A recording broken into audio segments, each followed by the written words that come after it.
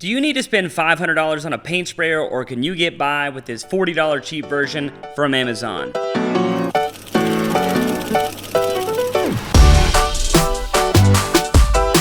What's up, Flip Fam? Yes, we just bought the cheapest sprayer that we could find on Amazon, and we're gonna see how it holds up against a professional sprayer. All right, up first is the cheap sprayer. That is this Buendio. I think I'm saying that right. Inside you get this little cap, some sort of goofy funnel, and the sprayer itself, some different size tips, and wouldn't you know it, a freaking instruction manual. Like that. All right, next up, we've got the Pro Sprayer. It's the Graco Magnum something or another, and it came with a congratulations book. That's nice. The sprayer is pretty much assembled, and other than that, the only thing left in the box is this pump saver, and it's used to store the machine. The cool thing about this machine is it already comes with a gun and a spray tip attached. Setup seems intimidating, but it's honestly not bad. First, we need to flush the storage fluid out of this machine, so grab a bucket of water and a waste bucket, stick the prime tube in the water, the discharge tube in the waste bucket, turn the machine nozzle down for prime, turn your machine on, and roll the pressure to prime. Once you have flushed the machine, turn it back off, and now it's time to get your paint ready. Go ahead and mix up your paint. This is Kilz Primer. We're spraying primer first instead of using a paint primer combo because we have a lot of new drywall and wood that we need to seal. Here we load the paint just like we did with the water, and when the discharge tube spits out pure paint, we turn the machine off. Take this arrow, point it towards the gun so we can flush that line as well. Hold the gun down into the bucket. Start spraying until you see paint. Be careful here. Do this until water stops coming out of the gun, and then you are ready to paint.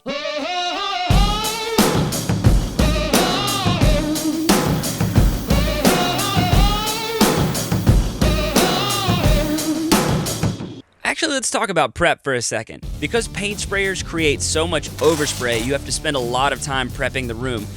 Covering up windows, doorways, floors, pretty much anything that you don't want painted, you have to cover it up. We covered the bathroom floor in brown paper, and as you can see, it's almost completely white just from overspray. You also need to protect yourself, so wear some safety glasses, get a respirator, and you can even wear one of these Tyvek suits.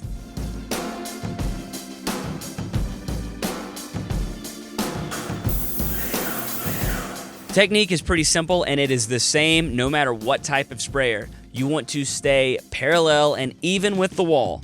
Don't twist the gun.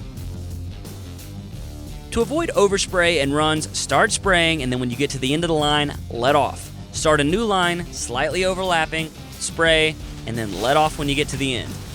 You may have seen us do this before, but one way we like to cut down on overspray and increase ventilation is we take HVAC filters, put a box fan over it, and start blowing the air out of the window. We end up taping this up, and this just sucks all the dust and particles out of the air. Nothing makes it through the filter, and it just really increases visibility and ventilation. Okay, when you start painting with the Graco sprayer, you need to adjust the pressure. If your pressure is too low, you get tails. That's these little gaps here above and below the main spray. So increase the pressure until you get a nice, even flow. All right, finally, let's slap some damn paint on these walls.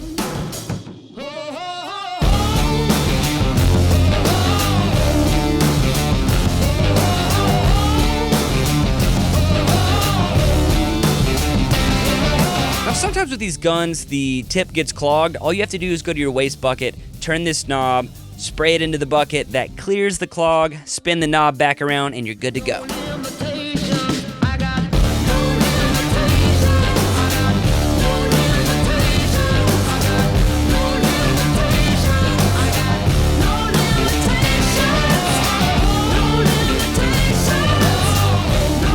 Some sprayers allow you to change the orientation of the spray. With the Graco, it's super easy. You just turn the orange tip and you go from vertical to horizontal. Super easy.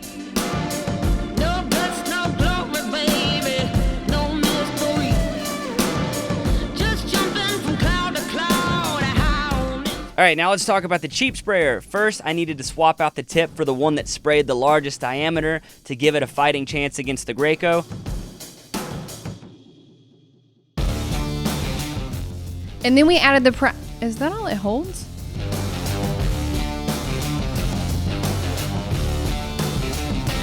To adjust the pressure on this gun, there's a little rolling knob that's supposed to increase and decrease the pressure. So I just kind of sat there spraying it into this cardboard until I got a spray pattern I was happy with.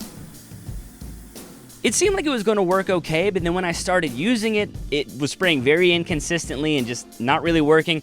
So eventually I figured, man, I must have screwed up. Let me go back and read the manual like I should have from the beginning, but who the hell does that? And of course it says that I do have to thin the primer. Now with the Graco sprayer, you do not have to thin Kills 2 primer, but you do here. So that's actually what this dorky little funnel is for. It's a viscosity cup, so you're supposed to dip it in there, let it drain, and for primer that's supposed to take between 30 and 50 seconds. So I started adding water and stirring and adding water and stirring and adding water and stirring and rechecking until I finally hit the viscosity that I was looking for. Once I finally get the sprayer working as it should, I am thoroughly impressed. It seems like it's really gonna give the Graco a run for its money because it's spraying nice, even, smooth coats, and I'm starting to think that maybe you can get by with just spending $40 instead of $500 like our sprayer. And honestly, we've had that sprayer in storage for so long as a backup, I don't even know if they still make it. But some of those Graco and Titan sprayers are well over $1,000, so if I can get by with this for 40 bucks, man, maybe I'm sold. Maybe I'm Team Buendio, or whatever the hell you call it. I'm a believer, baby. I was too, until I started using it. But while painting this wall, the sprayer was just so inconsistent. It would stop working and we would have to keep fiddling with it to get it working again. The worst part was the tip would get so hot, causing the paint to bake on the nozzle, which would clog the sprayer or put dry paint on the wall.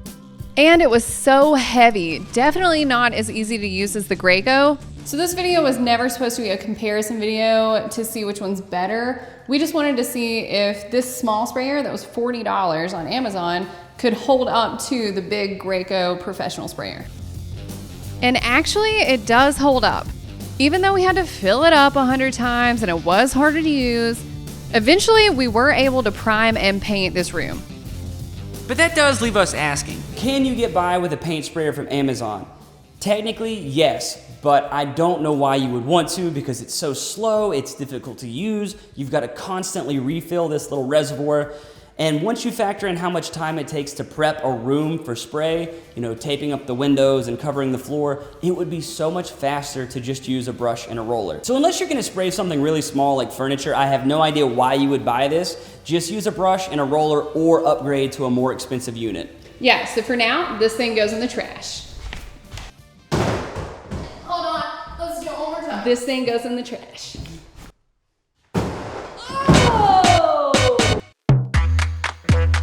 All right, let's finish up and talk about what we've done here. So basically, we are spraying the walls with Chantilly Lace by Benjamin Moore. This is a beautiful white color that was actually recommended in one of the comments on the last video. We love this color, but since the ceilings are so tall, that is a lot of white in one space, and we didn't want the room to feel washed out.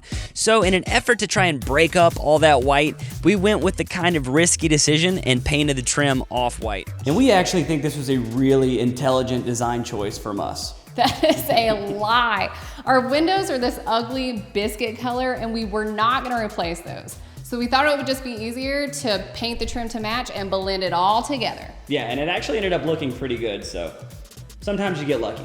We're happy with it. All right, guys, I think that's it for us. Go ahead and leave us a comment down below and let us know what you think.